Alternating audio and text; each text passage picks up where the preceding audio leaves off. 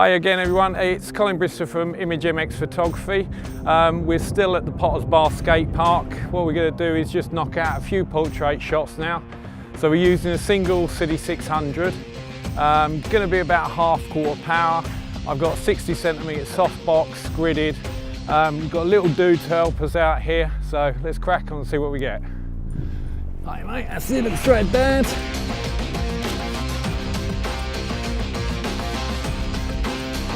Look at me. Straight at the camera, little smile.